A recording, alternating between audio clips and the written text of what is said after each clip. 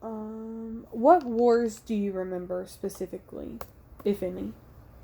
What wars? Yes.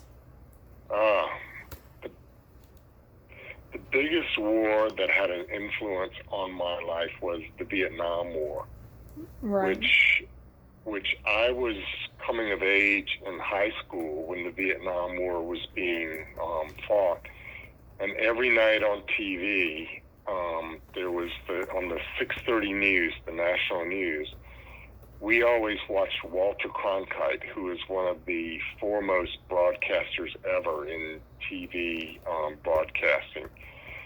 And every night we would see pictures of what was happening in Vietnam. And so I was in high school, I guess, when I really became aware of what was going on in Vietnam. And by the time I was a senior in high school, I was aware that our government was lying to us about what was happening there, and became aware that our military was guilty of atrocities and civilian massacres there, and that the war was being fought for no reason that really affected us, and yet people that I knew were being drafted to go to war in Vietnam. A brother of one of my high school classmates was killed in Vietnam, and that stimulated me to become an activist against the war, along with having gone to governor's school in Winston-Salem the summer before my senior year. So the Vietnam War was a seminal event in growing up and developing my views toward American military intervention in subsequent wars since that time. Okay. Um, were and how were you impacted by racial segregation? Uh, so when I started out in first grade, there was no kindergarten when I started school. That came later. So when I started out in first grade, all the schools in Granville County of North Carolina, where Oxford was the county seat, were segregated. There were uh, black schools and white schools, though then they were referred to as colored schools. When I was in the seventh, or was it the eighth grade? So that would have been about 19.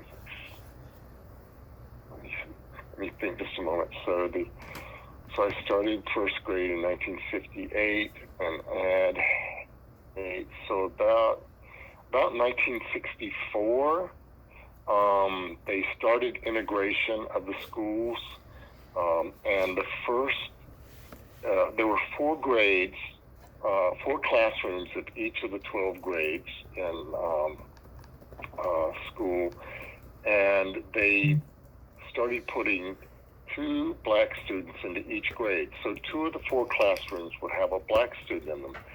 And there was one young black lady who was probably 13 years old who rode our school bus to school. And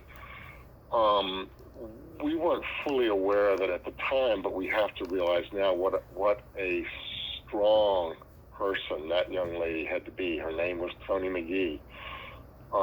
And because here she sat by herself, as did most of the black students kept to themselves. They had to, because they were not accepted at all by the white students in the school.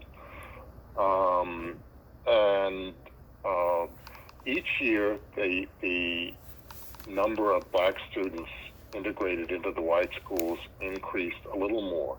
No white students were sent to the black students. The integration was all in one direction only. So supposedly, black schools or colored schools were supposed to be equal. The principle was separate but equal. But everyone knew that the quality of textbooks and the quality of science labs and the quality of everything and the quality of the construction and the facilities of the black schools was not as good as it was in the white school. So separate but equal was supposed to be the case, but it wasn't what happened.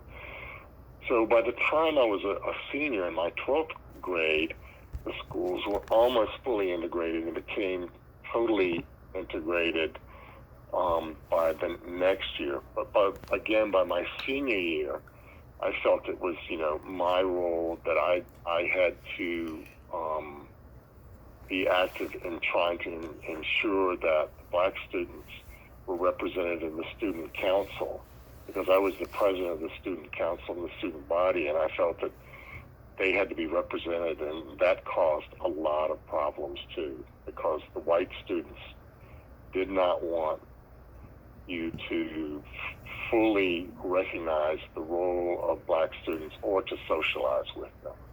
Right. So